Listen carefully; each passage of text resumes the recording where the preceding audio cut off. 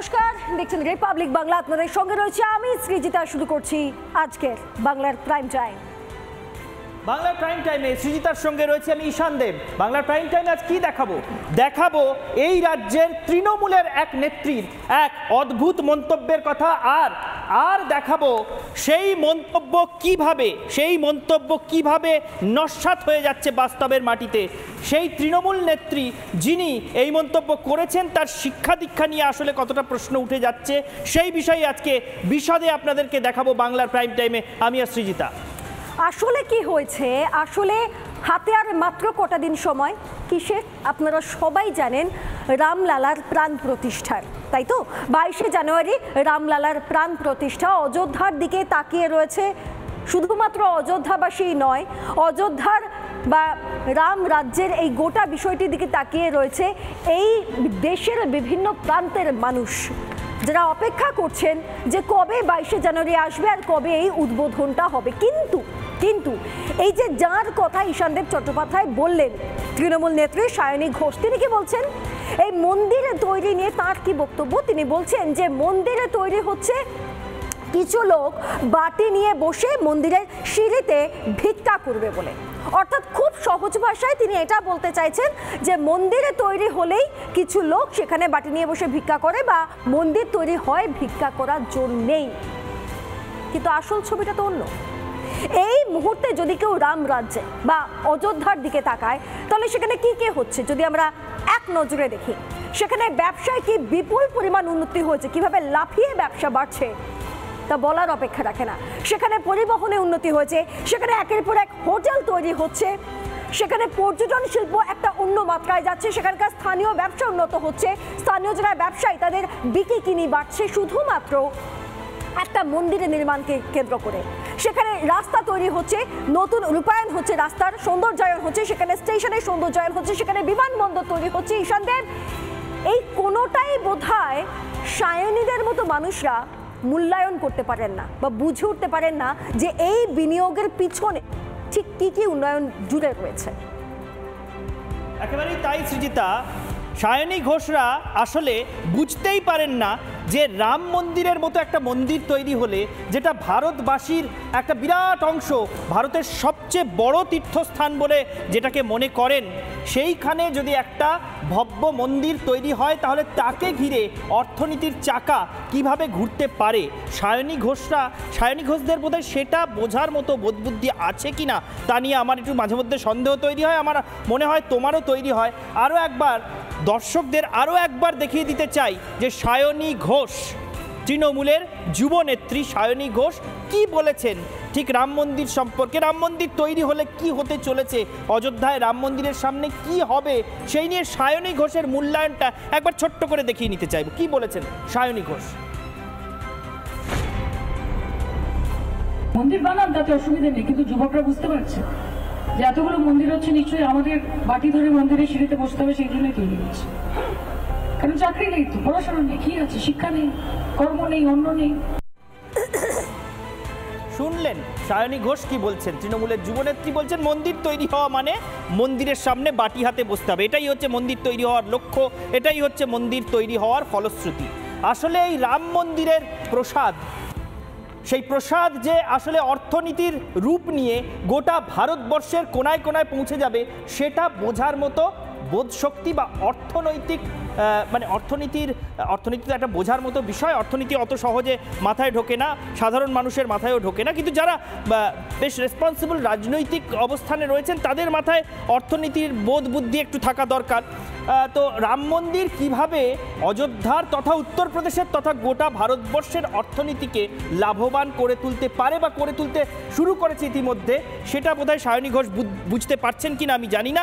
কিন্তু অযোধ্যার ব্যবসায়ীরা, অযোধ্যার তরুণ প্রজন্ম, তারা কি বলছেন সেইটা আরেকবার দেখে নেব, যেটাকে সায়নী ঘোষের এই মন্তব্যের সঙ্গে আদৌ কোনো মিল পাচ্ছেন কিনা ওই বাস্তবতার। একবার দেখে নিন, অযোধ্যায় আমাদের প্রতিনিধিরা সেই ছবি तुले ধরেছে। कितना सेल हो रहा है डेली? कितना सेल बहुत हो रहा है। पहले 1 गुना था, सेल 10 गुना हो गया, सेल बहुत बढ़ गया। 200-300 पीस माल डेली बिकते हैं, डेली माल आते हैं, बिकते हैं, डेली बिकते हैं। राम का जब से मंदिर का निर्माण हुआ तब से मार्केट में बहुत नए आइटम भी आ चुके हैं, तो अब सेल भी बढ़ चुका है। पहले 1 गुना सेल था, अब 10 गुना सेल हो गया। पहले শুনলেন অযোধ্যার একজন ব্যবসায়ী কি বলছেন আমাদের প্রতিনিধি বিট্টু রায়চৌধুরীকে, কিভাবে তার ব্যবসা বাণিজ্য ফুলে ফেপে উঠেছে সেইটা একদম অকপট স্বীকারোক্তি তার রিপাবলিক বাংলার ক্যামেরার সামনে। সায়নী ঘোষ এটা দেখেছেন কিনা, দেখবেন কিনা বা এই বিষয় সম্পর্কে জানেন কিনা সেটা আমরা জানি না, তবে তাকে জানানোর চেষ্টা নিশ্চয়ই কেউ না কেউ করবেন। আমরা এই বিষয় নিয়ে আরও অন্যান্য অযোধ্যার ব্যবসায়ীরা বা অন্যান্য বিভিন্ন পক্ষ এমনকি অর্থনীতিবিদরা কি বলছেন সব নিয়ে আসবো বিষয়।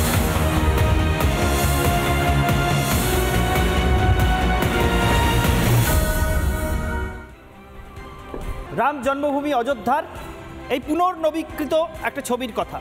রাম জন্মভূমি অযোধ্যায় এখন শুধুমাত্র রাম মন্দির তৈরি হচ্ছে এমনটা নয়, গোটা অযোধ্যা নগরীকে ঢেলে সাজা হচ্ছে। গোটা অযোধ্যা নগরীর ছবি বদলে যাচ্ছে। আজ থেকে 2 বছর 3 বছর আগে যারা অযোধ্যায় গিয়েছেন তারা যদি আজকে নতুন করে অযোধ্যায় যান তাহলে সেই ছবির সঙ্গে আজকের ছবির আকাশ পাতাল তফাৎ দেখতে পাবেন। যারা 2 বছর 3 বছর আগে গিয়েছিলেন এবং এখন গিয়ে আবার ঘুরে আসছেন তারা এসে সেই অভিজ্ঞতার কথাই বারবার জানাচ্ছেন যে চেনা যাচ্ছে না, এক অচেনা, অলৌকিক, অভূতপূর্ব, অতুলনীয় অযোধ্যা। কেন, কিভাবে হলো এই অভূতপূর্ব অতুলনীয় অযোধ্যা তৈরির প্রস্তুতি? তার কারণ অযোধ্যার মুখ্যমন্ত্রী যোগী আদিত্যনাথ নিজেই বলে দিয়েছেন। কারণটা যোগী আদিত্যনাথ ব্যাখ্যা করছিলেন যে 8টি স্তম্ভের উপর দাঁড়িয়ে কিভাবে অযোধ্যা শহরকে সম্পূর্ণ নতুন রূপ দিয়ে দেওয়া হয়েছে। কি সেই 8টি স্তম্ভ পরপর আপনাদের একটু দেখিয়ে দিই। অর্থনীতির রামরাজ্য অযোধ্যাকে দেখিয়ে এখন বলা হচ্ছে অর্থনীতির রামরাজ্য। কেন? অযোধ্যায় 178টি প্রকল্পের রূপায়ণ ঘটানো হচ্ছে। কেন্দ্র ও রাজ্য মিলিয়ে 30,500 কোটি টাকা খরচ করছে অযোধ্যায়। একটা অযোধ্যা নগরীকে ঘিরে 30,500 কোটি টাকা বিনিয়োগ শুধুমাত্র রাম জন্মভূমিতে মন্দির প্রতিষ্ঠা হচ্ছে বলে বিপুল অর্থনৈতিক কার্যকলাপ। সৌরশক্তি ভিত্তিক নগর গড়ার পরিকল্পনা হয়েছে অযোধ্যাকে নিয়ে এবং সেই কাজও এগোতে শুরু করেছে। সাংস্কৃতিক অযোধ্যা, অযোধ্যায় মঠ, মন্দির ও আশ্রম স্থাপন হচ্ছে একের পর এক, কারণ গোটা অযোধ্যা ভারতের আধ্যাত্মিক পরিসরের একটা রাজধানী হয়ে উঠতে চলেছে। সাংস্কৃতিক অযোধ্যায় বিভিন্ন মন্দির এবং মিউজিয়াম গড়ে তোলা হচ্ছে। এই মন্দির এবং মিউজিয়াম গড়ে তুলতেও অর্থ বিনিয়োগ হচ্ছে এবং সেগুলো পরে পর্যটনও টেনে আনবে অযোধ্যায়। সক্ষম অযোধ্যা, যে আটটি স্তম্ভের কথা যোগী আদিত্যনাথ বলেছেন তার মধ্যে এটি দ্বিতীয়। প্রথমটি সাংস্কৃতিক অযোধ্যা, এবার সক্ষম অযোধ্যা। কি সেখানে সম্পূর্ণ স্বনির্ভর শহর হিসেবে অযোধ্যাকে তৈরি করা হচ্ছে। ভারতের অন্য কোনো শহরের উপর বা পৃথিবীর অন্য কোনো শহরের উপর কোনো বিষয়ের জন্য অযোধ্যাকে আর নির্ভর করতে হবে না। রোল মডেল যাকে বলা যেতে পারে, চাকরি, পর্যটন, ধর্মীয় কর্মকাণ্ডে কর্মসংস্থান। চাকরি তো থাকছেই, তার সঙ্গে সরকারি এবং বেসরকারি চাকরি, পর্যটন এবং ধর্মীয় কর্মকাণ্ডে বিপুল কর্মসংস্থান হবে। অযোধ্যাকে মডার্ন সিটিতে বদল করা হচ্ছে। এটা হচ্ছে আধুনিক অযোধ্যা। 3 নম্বর স্তম্ভ, অযোধ্যাকে একটা পুরনো, শতাব্দী প্রাচীন, 1000 বছরের প্রাচীন, বহু প্রাচীন রামের জন্মস্থান যে শহর, সেটাকে আধুনিক শহরের রূপ দেওয়া হচ্ছে। Smart city, safe city, solar city. শুধু আধুনিক শহর নয়, নিরাপদ শহর এবং দূষণমুক্ত রাখার জন্য সেখানে সোলার এনার্জির ব্যবহারের ব্যবস্থা করা হচ্ছে। গ্রিনফিল্ড টাউনশিপের মতো উদ্যোগও অযোধ্যায় নেওয়া হচ্ছে। সুগম্য অযোধ্যা আরও একটি স্তম্ভ। শহরের যাতায়াতের ব্যবস্থা আরও উন্নত করা হচ্ছে। পরিবহন ব্যবস্থা, রাস্তাঘাট সব কিছু উন্নত হচ্ছে। বিমানবন্দর, রেল স্টেশনের আধুনিকীকরণ হয়েছে। নতুন বিমানবন্দরের উদ্বোধন হচ্ছে, রেল স্টেশনের আধুনিকীকরণ হয়ে গিয়েছে। পুকুর, সুন্দর অযোধ্যা, এটা আরেকটি স্তম্ভ। পুকুর, হ্রদ ও জলাধারের সৌন্দর্যায়ন হচ্ছে। গোটা অযোধ্যায় বহু পুরনো, শতাব্দী প্রাচীন না, সহস্রাব্দ প্রাচীন, অনেকগুলো সহস্রাব্দ ধরে যে শহরের সভ্যতা চলে আসছে পরম্পরার সঙ্গে, সেই শহরের যেরকম অবস্থা হয় যে অগোছালো দশাটা একসময় হয়তো হয়ে গিয়েছিল, সেটাকে বদলে ফেলে পুকুর, হ্রদ, খাল, বিল সমস্ত কিছুকে একটা সৌন্দর্যায়নের রূপের আওতায় আনা হচ্ছে। পুরনো বাগানগুলোকে নতুন করে সাজানো হচ্ছে অযোধ্যায়। আবেগপূর্ণ অযোধ্যা, যোগী আদিত্যনাথের ভাষায় আবেগপূর্ণ অযোধ্যা। আধ্যাত্মিক আবেগে প্রাধান্য দিয়ে অযোধ্যার সৌন্দর্যায়ন করা হচ্ছে। অর্থাৎ আধুনিক শহর হিসেবে গড়ে তোলা তো ঠিকই হচ্ছে, কিন্তু অযোধ্যার নিজস্ব যে আধ্যাত্মিক পরিচিতিটা রয়েছে সেই পরিচিতিটাকে বহাল রেখে এবং তার সঙ্গে সামঞ্জস্য রেখে এর আধুনিকীকরণ এবং সৌন্দর্যায়ন হচ্ছে।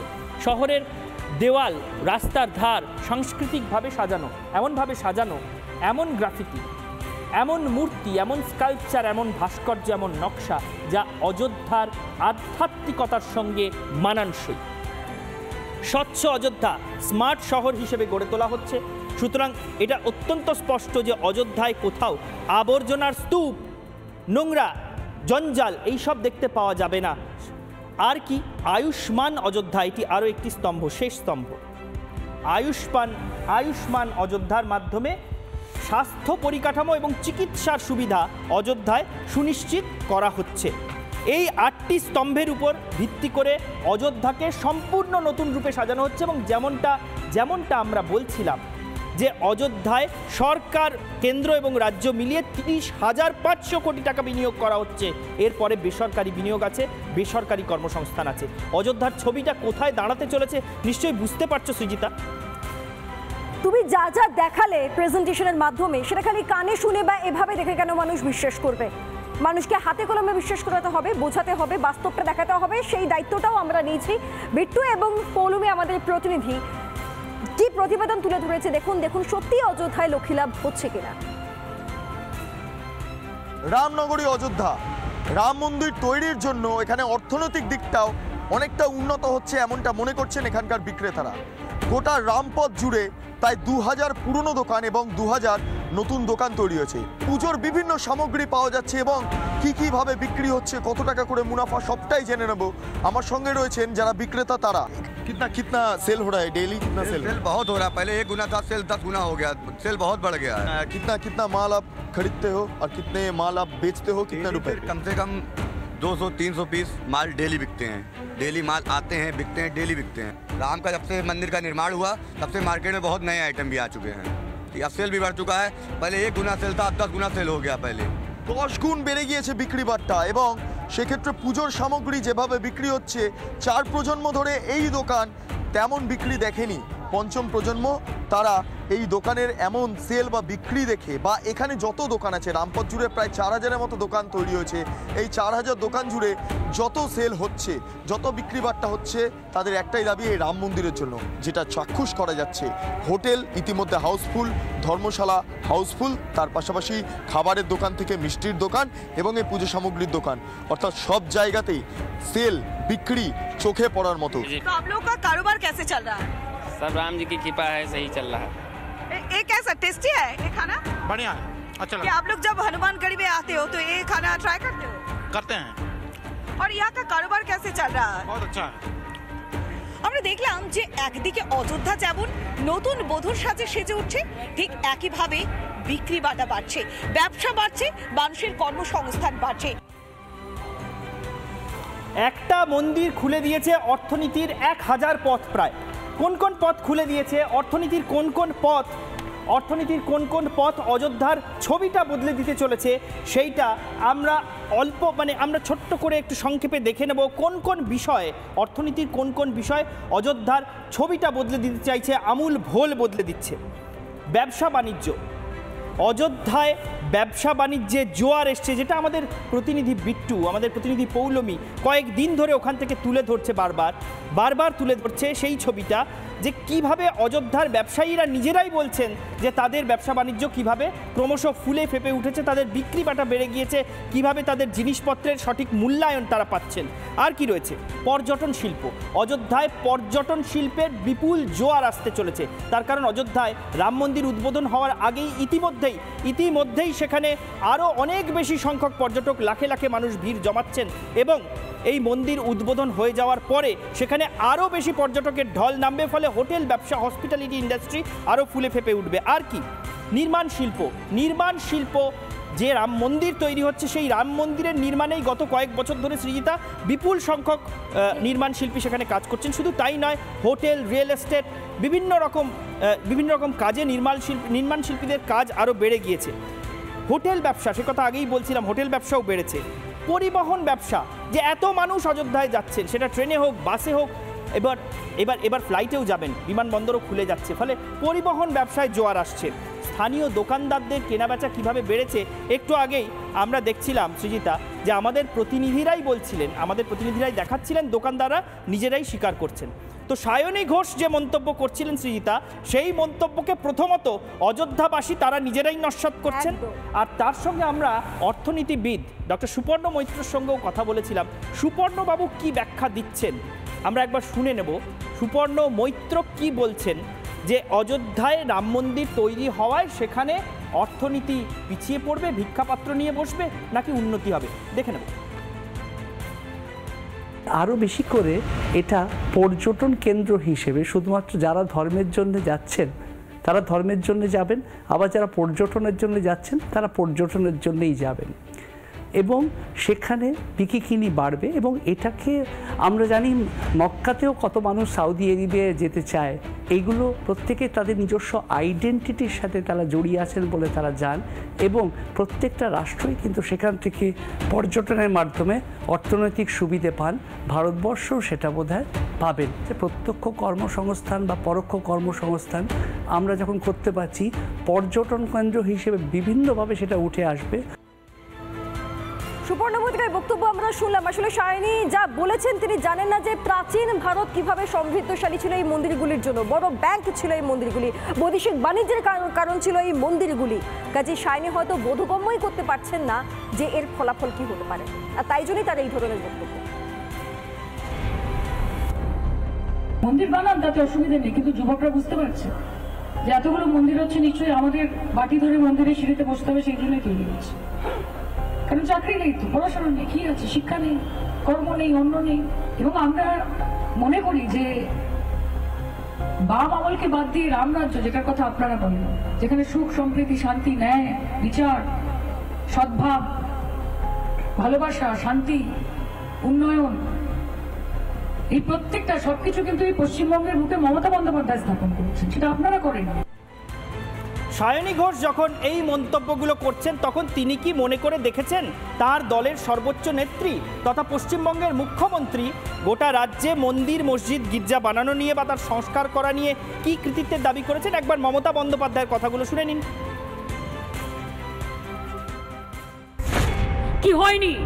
তীর্থস্থানগুলো দেখুন, দক্ষিণেশ্বর দেখুন, কালীঘাটের মন্দির দেখুন হচ্ছে, তারাপীঠ হয়েছে, কঙ্কালীতলা হয়েছে, লোকনাথ মন্দির হয়েছে, অনুকূল চন্দ্রের মন্দিরের জন্য আমরা 5 একর জমি বিনা পয়সায় দিয়েছি, ওঙ্কারনাথ মিশনের জন্য আমরা 3.5 কোটি টাকা দিয়ে গেট করে দিয়েছি, আমরা তারকেশ্বর করে দিয়েছি, আমরা জলপেশ মন্দির করে দিয়েছি, শিব মন্দির, আমরা মদনমোহন মন্দির করে দিয়েছি, আমরা শিবযজ্ঞ মন্দির করে দিয়েছি, আমরা তারকনাথ থেকে শুরু করে ফুরফুরা শরীফে যান, গিয়ে দেখে আসুন কত কাজ আমরা করে দিয়েছি।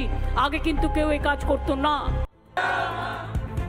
যে কাজ অন্য রাজ্যে হলে, যে কাজ এই রাজ্যে হলে সায়নী ঘোষরা মনে করেন যে ভিক্ষার পাত্র হিসেবে ওখানে বসার তোড়জোড় হচ্ছে, সেই কাজ অন্য রাজ্য হলে সায়নী ঘোষরা, মানে অন্য রাজ্যে হলে সেখানে ভিক্ষার পাত্র, আর এই রাজ্যে যখন সেই কাজটা হয় তখন সেটা বোধহয় সায়নী ঘোষদের খেয়াল থাকে না যে মুখ্যমন্ত্রী কি বলেছিলেন। মুখ্যমন্ত্রী কি কৃতিত্বের দাবি করছেন সেইটা যদি খেয়াল করে নিয়ে সায়নী ঘোষ কথা বলতেন, তাহলে বোধহয় এই বিড়ম্বনার মুখে পড়তে হতো না। বাংলার প্রাইম টাইম শেষ করছি এখানেই, দেখতে থাকুন রিপাবলিক বাংলা।